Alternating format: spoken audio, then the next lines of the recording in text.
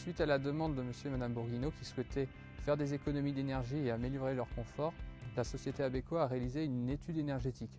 De cette étude énergétique ont découlé des points forts et des points faibles. Nous avons donc travaillé sur les points faibles par axe de priorité. L'amélioration énergétique de la maison, l'amélioration du confort et la plus-value immobilière issue des travaux de réalisation engendrés. Il y a un an, l'emprunt de la maison se terminait et donc nous avons songé à améliorer le confort et l'économie aussi, et puis penser à l'environnement également.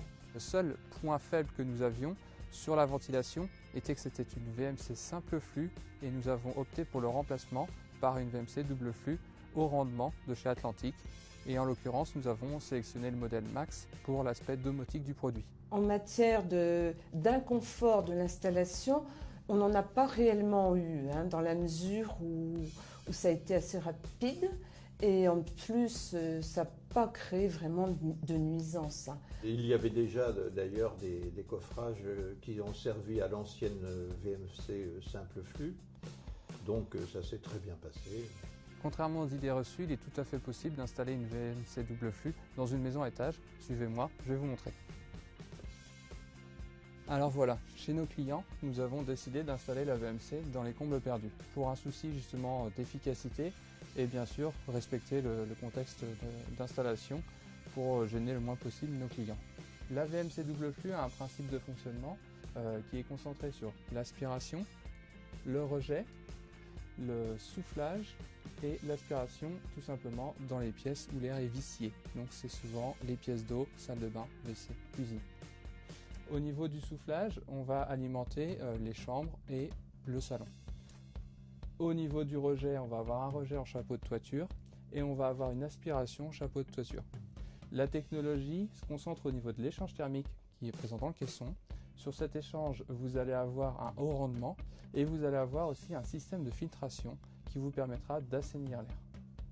Sur le modèle du Olix Max, vous allez retrouver un accès simplifié à votre système de filtration. Il est préconisé de nettoyer les filtres tous les 3 mois et de remplacer les filtres tous les ans pour parfaire tout simplement le fonctionnement de votre installation de ventilation. Moi, je pense surtout au confort du quotidien, au niveau des odeurs de cuisson, au niveau de la ventilation dans des pièces d'eau, par exemple, comme la salle de bain. Quand on sort d'une douche, terminer la buée sur les vitres.